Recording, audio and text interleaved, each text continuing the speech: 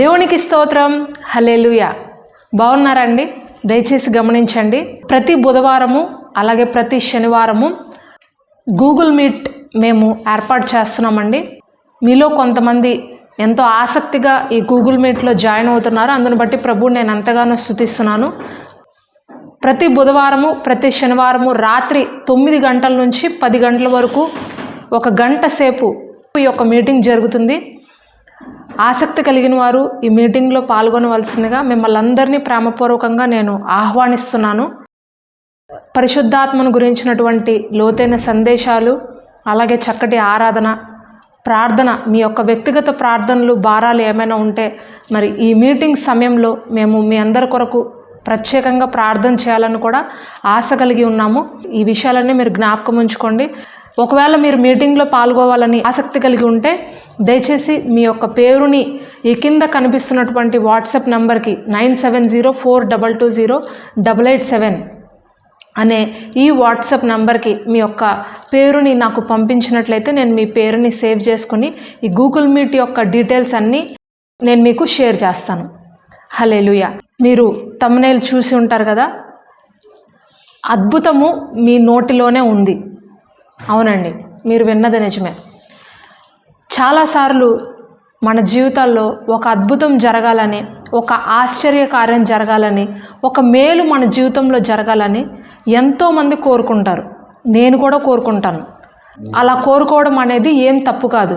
అయితే చాలామంది అద్భుతం జరగాలి, ఆశ్చర్యకార్యం జరగాలి అని కోరుకుంటారు, కానీ అది వారి నోటిలోనే ప్రభువారు పెట్టి ఉన్నారు అనే విషయము వారికి తెలియదు.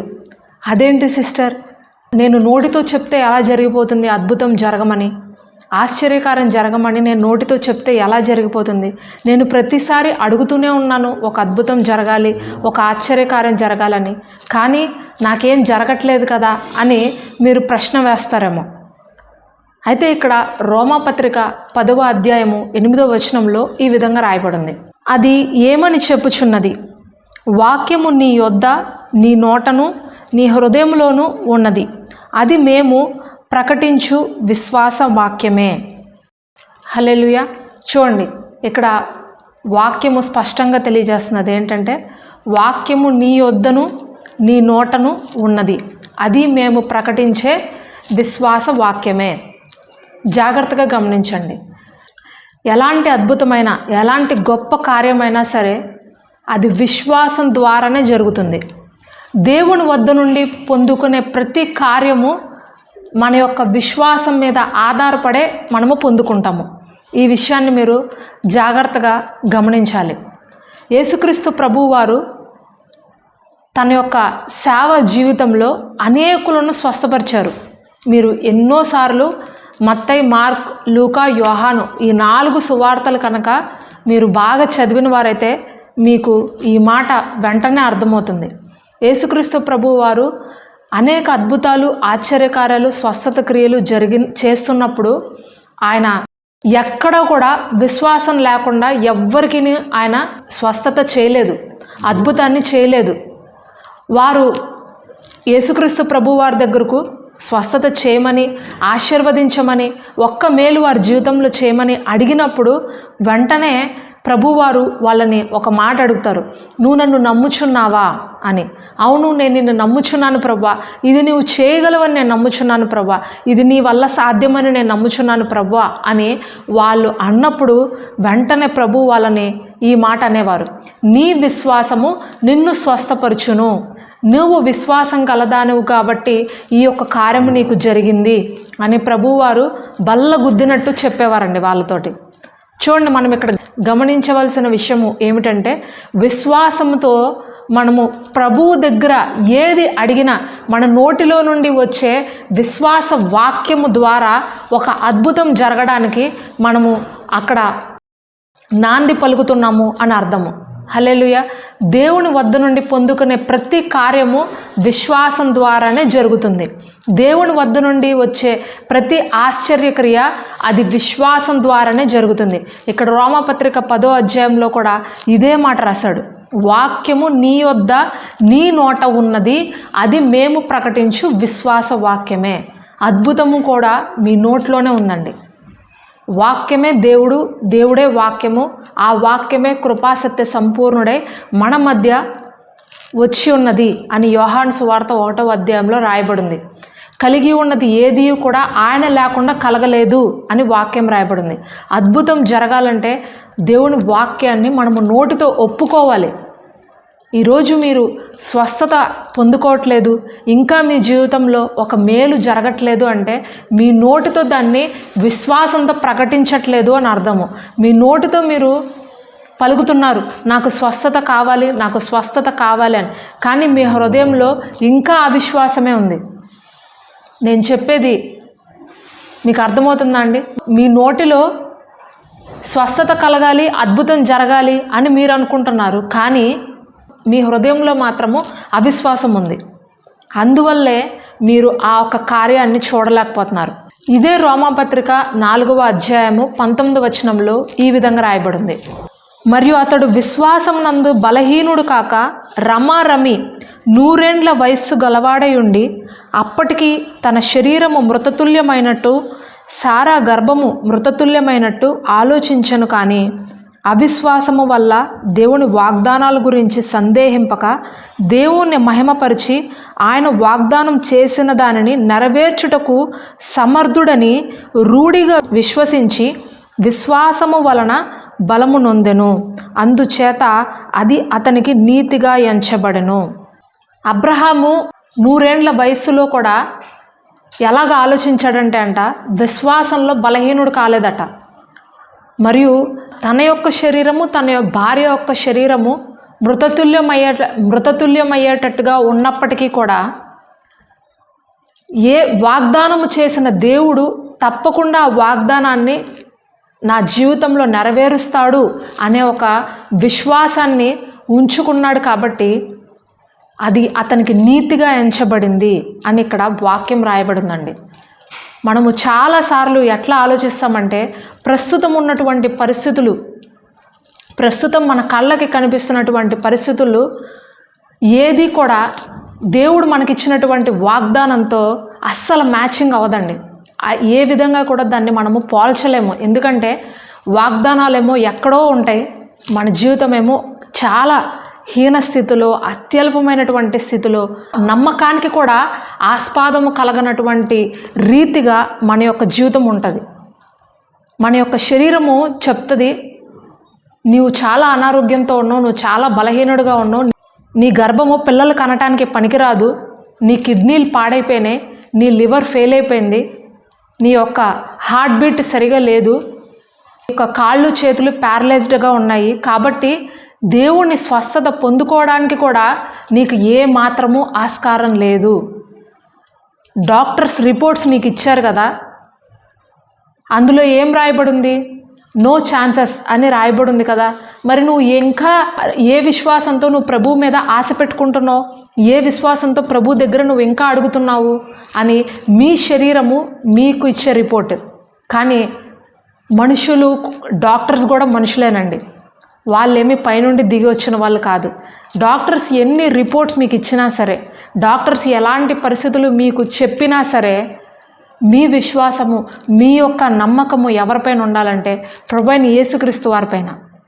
ఈ శరీరాన్ని నిర్మించింది ఎవరండి? ప్రభువైన యేసుక్రీస్తు వారు. ఈ శరీరంలో ప్రతి అవయవము ఎలా పనిచేయాలి, ఎప్పుడు ఆగాలి అనేది ప్రభువుకి తెలుసు, డాక్టర్స్కి తెలియదు. ఎప్పుడు కూడా డాక్టర్స్ రిపోర్ట్స్ పక్కన పెట్టుకొని ఇదే ఫైనల్, ఇంకా ఇదే నా జీవితము, క్యాన్సర్ 4th స్టేజ్కి వచ్చింది కాబట్టి ఇంకా నేను మరణించాల్సిందే అని అవిశ్వాసంతో దయచేసి మీరు ఉండకండి. ప్రేమను సోదరి సోదరులారా, మన కళ్ళకు కనిపించేవన్నీ కూడా నిత్యమైనవి కాదు. మన భవిష్యత్తు మన కళ్ళకి కనిపించదు. కాబట్టి మనం అనుకుంటాము, దాన్ని మనము ఎలా నమ్మగలుగుతాము? వాక్యం చెప్తుంది నువ్వు బ్రతుకుతావని, కానీ డాక్టర్స్ చెప్తున్నారు నువ్వు బ్రతకవని. నా కళ్ళకి ఇప్పుడు నేను బ్రతకననే కనిపిస్తుంది కాబట్టి నేను డాక్టర్నే నమ్ముతాను, వాక్యాన్ని నమ్మను అని చాలామంది అవిశ్వాసంతోనే మరణిస్తున్నారండి. కొరింథీయులకు రాసిన 2వ పత్రిక 4వ అధ్యాయము 18వ వచనంలో ఈ విధంగా రాయబడింది. క్షణమాత్రం ఉండు మా చులకని శ్రమ మా కొరకు అంతకంతకు ఎక్కువగా నిత్యమైన మహిమ భారమును కలుగజేయుచున్నది. ఎలా అనగా దృశ్యమైనవి అనిత్యములు, అదృశ్యమైనవి నిత్యములు. చూడండి, దృశ్యమైనవి అనిత్యములు. ఈరోజు మీ కళ్ళకి ఏదైతే కనిపిస్తుందో, ఈరోజు మీ చుట్టూ ఉన్న పరిస్థితులు, మీ శరీరము మీకు ఏదైతే రిపోర్ట్ ఇస్తుందో అది అనిత్యమంట, అది టెంపరరీ. కానీ అదృశ్యమైనవి, మీ కళ్ళకి ఏదైతే కనపడట్లేదు, మీకు ప్రభువారు ఏదైతే ప్రకటించున్నారో అది నిత్యమైనది, అది పర్మనెంట్. హల్లెలూయా. కాబట్టి ప్రియమైన సోదరి సోదరులారా, మీ నోటితో ఎప్పుడు మీరు ఎలా ఒప్పుకోవాలంటే, ఏ అనారోగ్యము నన్ను ఏమి చేయలేదు, ఏ సమస్య నన్ను ముట్టలేదు, ఏ ఒక్క బాధ నా దగ్గరకు రాదు అని మీరు చెప్పాలి. నా ప్రభువు సమర్థుడు, ఈ యొక్క రోగాన్ని నా నుండి తీసివేయగలిగినటువంటి సమర్థుడు. ఈరోజు నేను పడుతున్నటువంటి బాధ టెంపరరీ, కొద్ది రోజులే. ప్రభువు నాకు నిత్యమైన మార్గాన్ని చూపించబోతున్నాడు. గ్లోరియస్ ఇయర్స్ నా జీవితంలో ఉన్నాయి కాబట్టి నేను వాటి కోసం ఎదురు చూస్తాను, ఈ చులకని శ్రమ కోసము కాదు అని మిమ్మల్ని మీరు మోటివేట్ చేసుకోవాలి, మిమ్మల్ని మీరు ఎంకరేజ్ చేసుకోవాలి. అప్పుడే అద్భుతం అనేది మీ జీవితంలో స్టార్ట్ అవుతుందండి. హల్లెలూయా. నేను ఇక్కడ ఒక చిన్న విషయం మీకు జ్ఞాపకం చేస్తాను, నా జీవితంలో జరిగింది. మేము మందిరం కడుతున్నప్పుడు ఒక విషయం జరిగిందండి. లాస్ట్ ఇయర్, గత సంవత్సరము జూన్ 24న మందిరం ప్రతిష్ట చెయ్యాలని ప్రభు మమ్మల్ని ప్రేరేపించారు. అది ఎప్పుడు ప్రేరేపించారంటే జూన్ 1వ తారీఖున ప్రేరేపించారు. అయితే ఇంకా మాకు 2 లక్షల రూపాయల వరకు పని ఉందండి. అయితే ప్రభువారిని మేము అడిగాం, ప్రభువా జూన్ 24న నువ్వు మందిరం ప్రతిష్ట చేయమంటున్నావు, మా దగ్గర కనీసం ఒక 10,000 రూపాయలు కూడా లేవు ప్రభువా, కానీ ఇంకా 2 లక్షల రూపాయల పని పెండింగ్లో ఉంది, ఎలా దీన్ని అంతా చెయ్యాలి, ఏ విధంగా చెయ్యాలి అని అడిగినప్పుడు ప్రభు అన్నారు, నువ్వు విశ్వాసంతో మందిరం ప్రతిష్ట యొక్క డేట్ని నువ్వు ప్రకటించు, ఆ తర్వాత ఏం చెయ్యాలనేది నేను చూసుకుంటాను అని అన్నారు. నిజంగా నేను నా భర్త కాసేపు కూర్చొని ఆలోచించుకున్నాము. ఒకవేళ మనము ఈ విధంగా ప్రకటిస్తే 24వ తారీఖు కల్లా ఈ యొక్క పనులన్నీ జరగకపోతే కనుక మనము అందరినీ పిలుస్తాము, వాళ్ళందరూ ఎదుర్కొండా మనము చులకనైపోతామేమో, ఎలాగా అని ఆలోచించుకుంటున్నప్పుడు నేను నా భర్తని కొంచెం ఎంకరేజ్ చేశాను. లేదు, మనం విశ్వాసంతో ప్రకటిద్దాము, ఈ మందిరం యొక్క పని అనేది మన పని కాదు, దేవుని పని, ఆయన పని ఆయనే చూసుకుంటాడు. మనమెందుకు బాధపడాలి, మనమెందుకు దీనికోసం చింతించాలి, మనము విశ్వాసంతో ప్రకటిద్దాం, ఒక అడుగు వేద్దాము, ప్రభు నెక్స్ట్ ఏం చేస్తారో చూద్దామని విశ్వాసంతో మాకు తెలిసిన కొంతమంది పాస్టర్స్కి, మాకు తెలిసిన బిలీవర్స్కి, ఇలాగా ఊర్లో వాళ్ళందరికీ, మొత్తం అందరికీ జూన్ 24వ తారీఖు మందిరం ప్రతిష్ట, మీరందరూ రావాలి అని చాలా సంతోషంగా వెళ్ళి ఇన్విటేషన్స్ ఇచ్చేసామండి. అయితే దినములు గడుస్తున్నాయి, మా దగ్గర డబ్బులు అనేది రావట్లేదు, పని పెండింగ్ అలాగే ఉండిపోయింది. అయితే కరెక్ట్గా 12, 13 ఆ తారీఖుల్లో ఒక బ్రదర్ మాకు ఫోన్ చేశారు, నేను మీకు ఎప్పటి నుంచో ఈ సేవకు సహాయం చేయాలని ఆశపడుతున్నాను, ఇదిగోండి నేను ఇప్పుడు మీ మందిరం కడుతున్నారని నేను చూశాను, ఈ డబ్బులు మీరు తీసుకొని మీకు ఏ వర్క్ అయితే ఇప్పుడు ఎమర్జెన్సీ ఉందో, నీడ్ ఉందో ఆ ఒక్క వర్క్ని మీరు చెయ్యండి. అలా 4-5 కలిసి ఒకే సమయంలో ఒక వారం రోజుల వ్యవధిలో అండి, వాళ్ళ 4-5 కలిసి మాకు ఒకేసారి ఆ ఒక అమౌంట్ని పంపించారు. మేము ఎంత అమౌంట్ అయితే మాకు పెండింగ్ ఉందో ఆ నెలలో చేయించాల్సిన వర్క్, ఆ ఒక్క వర్క్ మొత్తము 15 డేస్లో కరెక్ట్గా ఇంకా 24వ తారీఖు మందిరం ప్రతిష్ట అనంగా, ఇంకొక 2 రోజుల్లో ప్రతిష్ట ఉంది అని అనంగా మొత్తం వర్క్ అంతా కూడా ప్రభు పూర్తి చేయించేశారండి. సమస్త మహిమ ఘనత దేవునికే చెల్లునుగాక. ఇక్కడ నేను మీకు చెప్పేది ఏంటంటే, మనము నోటితో ఒక వాక్యాన్ని, దేవుని యొక్క మాటను, మనము విశ్వాసంతో ఒక మాటను నోటితో ప్రకటించినప్పుడు అది క్రియ జరగకుండా దేవుడు ఊరుకోడండి. హల్లెలూయా. నేను చెప్తున్నాను, కానీ ఆ సమయంలో మేము లోపల ఎంతో స్ట్రగుల్ ఫేస్ చేసాము. నిజంగా ఆ డబ్బులు ఎలాగొస్తాయో మాకు తెలియదు. 2 లక్షలు అనేది మాటలు కాదండి, చాలా కష్టపడాలి. ఎంత కష్టపడితే ఆ డబ్బులు మనకు వస్తాయి. కానీ దేవుని చేతులకి అది అప్పగించినప్పుడు అద్భుత రీతిగా దేవునికి మహిమకరంగా ఆ ఒక్క డబ్బులు రావడం జరిగింది. మేము ఏ డేట్కి అయితే ఆ మందిర ప్రతిష్ఠ జరుగుతుందని మేము ప్రకటించామో ఆ డేట్ కల్లా ప్రభువారు మొత్తం ఫినిష్ చేయించి దేవునికి మహిమకరంగా ఆ యొక్క ప్రతిష్ఠ కార్యక్రమము అద్భుత రీతిగా జరిగించారు. హల్లెలూయా. మీరు మీ యొక్క సిక్నెస్ని దృష్టిలో పెట్టుకున్నంత కాలము నెగటివ్ విషయాల గురించి మీరు ఎంతగా ఆలోచిస్తారో, సిక్నెస్ గురించి మీరు ఎంతగా ఆలోచిస్తారో, మీ బలహీనతల కోసము మీరు ఎంతగా ఆలోచిస్తారో, మీ శ్రమల కోసము మీరు ఎంతగా ఆలోచిస్తారో, మీ అవమానాలు మీ నిందల కోసము ఎంతగా ఆలోచిస్తారో అంతగా అపవాదికి మీ శరీరం పైన జయాన్ని మీరు ఇస్తున్నారు. అపవాదికి మిమ్మల్ని మీరు లోపరుచుకుంటున్నారు. నువ్వు నన్ను లోపరుచుకో, నువ్వు నా పైన అధికారం చలాయించు, నువ్వు నా పైన దాడి చెయ్యి, నువ్వు నాలో వచ్చి నివాసం చెయ్యి అని అపవాదిని మీరు ఎంటర్టైన్ చేస్తున్నారు. ప్రస్తుతము మీకు కనిపిస్తున్నటువంటి విషయాలపైన మీరు దృష్టి నిలిపినంత కాలము కూడా దేవుని యొక్క అదృశ్యమైన కార్యాలు మీరు చూడలేరు. పరలోక రాజ్యంలో మీ కొరకు ఒక అద్భుతము అనేది సిద్ధంగా ఉందండి. ఎప్పుడు కూడా నా పొజిషన్ మార్చు ప్రభువా, నా పొజిషన్ మార్చు ప్రభువా, నేనున్న పరిస్థితులు మార్చే ప్రభువా అని మీరు అడగనవసరంలా. ఆల్రెడీ దేవుడు మీ పొజిషన్ని మార్చారు. అది మీరు విశ్వాసంతో మీ ఆత్మీయ నేత్రాలు తెరచి చూసినప్పుడే మీకు అది అర్థమవుతుంది. ఏ విధంగా మీ పొజిషన్ని ప్రభు డిజైన్ చేశారు అనే విషయము మీరు ఆత్మీయ నేత్రాలు తెరచి చూసినప్పుడు మీకు అర్థమవుతుంది. నాకు చాలా రోజులు ఈ విషయం గురించి నాకు అర్థం కాలేదండి. నేను కూడా ఎన్నో సంవత్సరాలు అవిశ్వాసంతోనే ఉన్నాను. నా ప్రస్తుత పరిస్థితులను బట్టి నేను ఎన్నో రోజులు కృంగిపోయాను, నేను బాధపడ్డాను. కానీ అద్భుత రీతిగా పరిశుద్ధాత్మ దేవుడు నా కళ్ళు తెరిచారు. లేదు, నువ్వు చూసే పరిస్థితులు మార్చుకో, నువ్వు అడిగే ప్రార్థన చేసే విధానం నువ్వు మార్చుకో, నువ్వు ప్రభువుని అడిగే పద్ధతులు మార్చుకో, నువ్వు విశ్వాసంలో ఇంకా ఎదుగు, విశ్వాసంతో నన్ను చూడు. ప్రభు నన్ను ప్రేరేపించినప్పుడు నిజంగా నా యొక్క ప్రేయర్ లైఫ్, నా యొక్క ఆధ్యాత్మిక జీవితంలో ఎన్నో మార్పులు జరగడము నేను చూస్తున్నానండి. ఆ ఒక్క మార్పు, ఆ ఒక్క అభివృద్ధి, ఆ ఒక్క ఆత్మీయ ఎదుగుదల ఈ దినమున మీ జీవితంలో కూడా జరగాలని నేను మనస్ఫూర్తిగా కోరుకుంటున్నాను. మరి ఒక చిన్న వాక్యాన్ని నేను చూపించి ఈ సందేశాన్ని ముగిస్తాను. మార్కు సువార్త 11వ అధ్యాయము 23వ వచనం. ఎవడైనను ఈ కొండను చూచి నువ్వు ఎత్తబడి సముద్రంలో పడవేయబడమని చెప్పి తన మనస్సులో సందేహింపక తాను చెప్పినది జరుగునని నమ్మినడలా వాడు చెప్పినది జరుగునని మీతో నిశ్చయముగా చెప్పుచున్నాను. హల్లెలూయా. చూడండి, ఎవడైనాను ఈ కొండను చూచి, కొండ అంటే ఏంటి? మీ కష్టాలు, మీ బాధలు, మీ అనారోగ్యాలు, మీ ఇబ్బందులు, మీ శ్రమ, మీ నిందలు, మీ అవమానాలు, మీ అనారోగ్యము, మీ కరువు, మీ లేమి, ఇవన్నీ కొండలండి. ప్రతి మనిషి జీవితంలో ఏదో ఒక కొండ అనేది అడ్డంగా ఉంటుంది. అయితే ప్రభు అంటున్నారు, ఎవడైనాను ఈ కొండను చూచి తన హృదయములో సందేహింపక నువ్వు ఎత్తబడి సముద్రంలో పడవేయమని తన హృదయంలో సందేహింపక చెప్పిన ఎడల అది నిశ్చయముగా జరుగును అని ప్రభు అక్కడ చెప్తున్నారండి. హల్లెలూయా.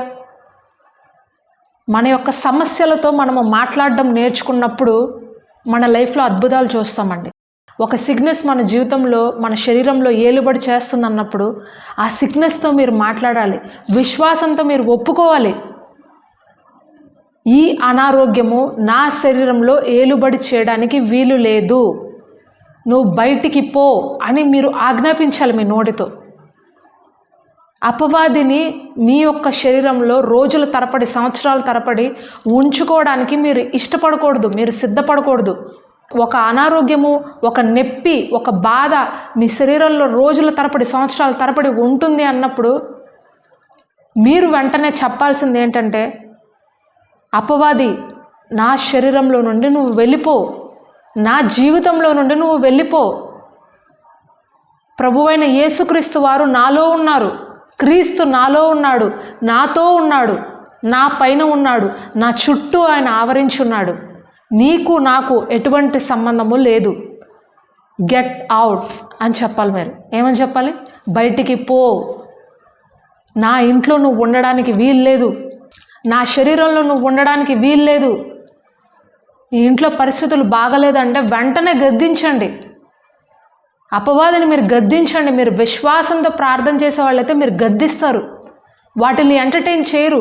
ఇంట్లోకి సైతాను యొక్క దూతలు వచ్చి ఇంట్లో నాట్యం ఆడుతుంటే, ఇంతేనేమో నా జీవితం, ఇంతేనేమో నా బ్రతుకు, నా పిల్లలు ఇలాగ అయిపోతున్నారు, నా భర్త ఇలాగ అయిపోతున్నాడు, నా ప్రార్థనా జీవితం ఇలాగైపోయింది ఏంటి అని మీరు అవిశ్వాసంతో కుళ్ళి ఏడ్చినంత కాలము మీ ఇంట్లో పరిస్థితులు ఒక్కటి కూడా మారవండి. మీరు విశ్వాసంతో పైకి నిలవబడి ప్రార్థించి వాటిని గద్దించడం నేర్చుకోవాలి. శోధనలో ప్రవేశించకుండాన్నట్లు మెలకువగా ఉండి ప్రార్థన చేయండి అని అంటున్నారండి.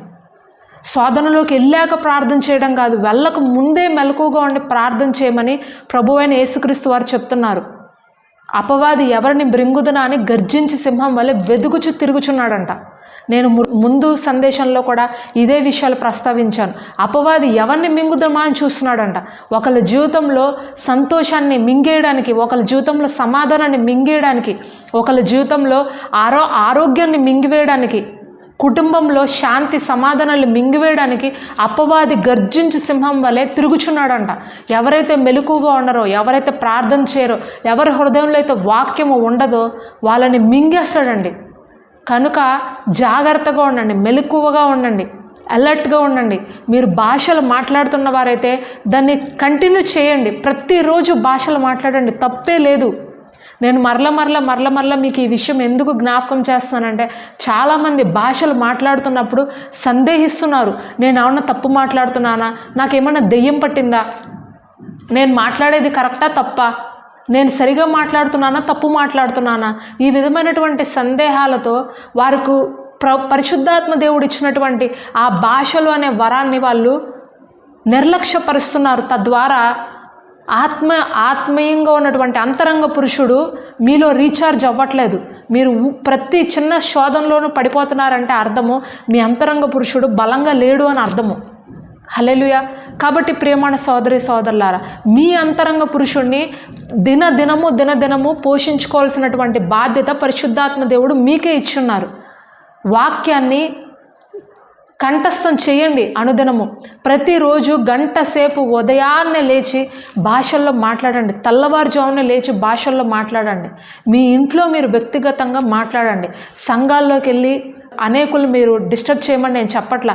మీరు వ్యక్తిగతంగా ఇంట్లో ఉన్నప్పుడు మీరు మాట్లాడుకోండి, ఒక గదిలో కూర్చుని, తప్పులేదు. ఒక గంట సేపు భాషల్లో ప్రభువుని స్తుతించండి. వాక్యాన్ని బాగా చదవండి, నెమరు వేయండి. వాక్యం ఎంతగా మీ హృదయంలో ఉంటే, ఎంతగా మీరు అంతరంగ పురుషుణ్ణి వాక్యంతో నింపుతూ ఉంటే, అంతగా మీరు శోధనలు జయించడానికి కావలసినటువంటి విశ్వాసాన్ని పరిశుద్ధాత్మ దేవుడు మీకు అనుగ్రహిస్తారు. వాక్యము నీ నోట ఉంది అని ప్రభువైన యేసుక్రీస్తు వారు చెప్తున్నారు. అది నీ వద్దే ఉంది. నువ్వు నోటితో ఒప్పుకున్నప్పుడు విశ్వాసంతో అది జరిగి తీరుతుంది. హల్లెలూయా. ప్రభువైన యేసుక్రీస్తు వారు యాకోబు రాసిన పత్రికలో ఈ విధంగా తెలియజేస్తున్నారు. అపవాదిని ఎదిరించండి, వాడు మీ వద్ద నుండి పారిపోతాడు. దేవుని వద్దకు మీరు రండి. అపవాది ఎప్పుడు మన దగ్గర నుండి పారిపోతాడు అంటే, మనము దేవునికి సమీపంగా ఉన్నప్పుడు అపవాది మన నుంచి దూరంగా వెళ్ళిపోతాడు. దేవునికి దూరంగా ఉండి అపవాదిని గద్దించినంత మాత్రాన అసలు ఉపయోగం లేదండి. దేవునికి మనం ఎప్పుడు దగ్గర అవుతామంటే ప్రార్థన, వాక్యం ద్వారానే. ఆత్మలో ఎవరైతే ప్రార్థన చేస్తారో, ఆత్మలో ఎవరైతే ప్రభువుని స్తుతిస్తారో, ఆత్మలో ఎవరైతే ప్రభువుతో అనుదినము సహవాసం కలిగి ఉంటారో వారికి సమస్తమును మేలు జరుగుటకే సమకూడి జరుగుతున్నది అని వాక్యం రాయబడింది. పరిశుద్ధాత్మలో మీరు నిలబడండి. పరిశుద్ధాత్మలో దేవునితో సహవాసం చేయండి. యూదా రాసిన పత్రికలో రాయబడింది, మీరు విశ్వసించు అతి పరిశుద్ధమైన దాని మీద మిమ్మల్ని మీరు కట్టుకొనుచు పరిశుద్ధాత్మలో ప్రార్థన చేయొచ్చు. నిత్య జీవార్థమైన మన ప్రభు అయిన యేసుక్రీస్తు వారి యొక్క కనికరం కొరకు కనిపట్టండి అని వాక్యం రాయబడింది. చూడండి, మీరు విశ్వసించు అతి పరిశుద్ధమైన దాని కొరకు పరిశుద్ధాత్మలో మీరు ప్రార్థించండి అని వాక్యం రాయబడింది. మీరు ఏదైతే విశ్వసిస్తున్నారో అది మీ లైఫ్లో జరగాలి అని అంటే పరిశుద్ధాత్మలో ప్రార్థించడమే దానికి ఏకైక మార్గము. పరిశుద్ధాత్మలో సహవాసం చేయండి, ఆత్మలో ప్రార్థించండి. అప్పుడు మీరు అపవాదిని ఎదిరించగలుగుతారు. మీ నోటితో ఏది ఒప్పుకుంటే అది జరుగుతుంది. మీ నోటితో అద్భుతాన్ని ప్రకటిస్తే అద్భుతం జరుగుతుంది. కేవలం మీ లైఫ్లో మాత్రమే కాదు, మీరు ఎవరి కోసమైతే ప్రార్థిస్తున్నారో, ఎవరి జీవితంలో అద్భుతం జరగాలని కోరుకుంటున్నారో వాళ్ళందరి జీవితాల్లో కూడా అద్భుతాన్ని ప్రభు చేస్తారు. అటువంటి అధికారాన్ని, అటువంటి శక్తిని ప్రభు మనకు అనుగ్రహించున్నారు. కాబట్టి ఈ విషయాలని అపవాది మన జీవితంలో తెలుసుకోకుండా మరుగు చేశాడు, మూసివేశాడు.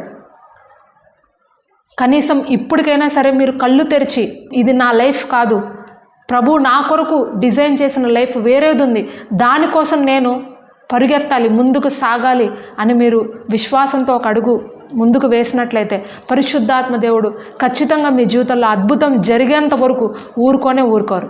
అట్టి అద్భుతము, అట్టి ఆశ్చర్యకారము ఈ దినమున మీ జీవితంలో జరుగునుగాక. హల్లెలూయా. మరి ఈ సమయంలో ఒక చిన్న ప్రార్థన చేస్తాను, మీ అందరి కోసం తలలు వంచండి. పరిశుద్ధుడా, ప్రేమ కలిగిన మా తండ్రి, నీకు వందనాలు, స్తోత్రాలు ప్రభువా. తండ్రి, విశ్వాసం ద్వారా అద్భుతాలు చేయగలిగారు, విశ్వాసము ద్వారా వాగ్దాన భూమిలోనికి వెళ్ళారు, విశ్వాసం ద్వారా ఎరుకో గోడలు కూల్చారు, విశ్వాసం ద్వారా ఎర్ర సముద్రాన్ని 2 పాయలుగా చేశారు ప్రభువా. అయ్యా, విశ్వాసం ద్వారా అనేక స్వస్థతలు, మహత్కార్యాలు నువ్వు జరిగించావు ప్రభువా. తండ్రి, మరి ఎక్కడ విశ్వాసం ఉందో అక్కడ అద్భుతాలు, స్వస్థతలు జరిగినాయి, అక్కడ ఆశ్చర్యకార్యాలు జరిగినాయి, అక్కడ అసాధారణమైనటువంటి కార్యాలు జరిగినాయి. ఇదిగో నా తండ్రి, ఇక్కడ ఉన్నటువంటి అనేక మంది నీ బిడ్డలు ప్రభువా అవిశ్వాసంతో ఇంతవరకు కూడా ఒక అద్భుతాన్ని కూడా పొందుకున్నటువంటి స్థితిలో ఉన్నవారు ఉన్నారు ప్రభువా. దయతో వాళ్ళందరినీ కనికరించు ప్రభువా. విశ్వాసంతో వారు పొందుకోవాల్సినటువంటి ఆ గొప్ప కార్యాలు పొందుకునే విధంగా ఈ సమయంలో నీ పరిశుద్ధాత్మను వారందరిపైన కుమ్మరించుచున్నాను తండ్రి, కుమ్మరించుచున్నాను. నజరేయుడైన యేసు నామములో వారి బంధకాల నుంచి వారికి విడుదల కలుగును గాక. అపవాది శక్తులు, చీకటి శక్తుల నుంచి విడుదల కలుగును గాక యేసు నామములో. నా తండ్రి, నీవు తలపెట్టినటువంటి ఆ గొప్ప కార్యాలు, ఆ యొక్క మహత్కార్యాలు, సూచక క్రియలు వీరి జీవితాల్లో వీరు కనులార చూచుదురుగాక యేసు నామములో. నా తండ్రి, నీకే సమస్త మహిమ, ఘనత, ప్రభావాలు చెల్లిస్తూ ఈ చిన్ని ప్రార్థన యేసు పరిశుద్ధ నామంలో అడిగి వేడుకొంచున్నాం పరమ తండ్రి. ఆమెన్. దేవునికి స్తోత్రం అండి. విన్న వర్తమానం మీకు ఆశీర్వాదకరంగా ఉందా? మీరు విశ్వాసంలో బలపడ్డారా? అయితే ఇతరులకు కూడా తప్పకుండా షేర్ చేయండి, వారు కూడా ఎంతో బలపడతారు. మీ వాట్సాప్లో స్టేటస్లో ఈ యొక్క లింక్స్ మీరు పెట్టండి, తద్వారా అనేకులకు ఈ మెసేజ్ అనేది రీచ్ అవ్వడం జరుగుతుంది. హల్లెలూయా. God bless you. దేవుని ప్రేమ, ఆయన కాపుదల మీకు, మీ కుటుంబాలకు సదాకాలం తోడుగా ఉండి నడిపించును గాక. ఆమెన్.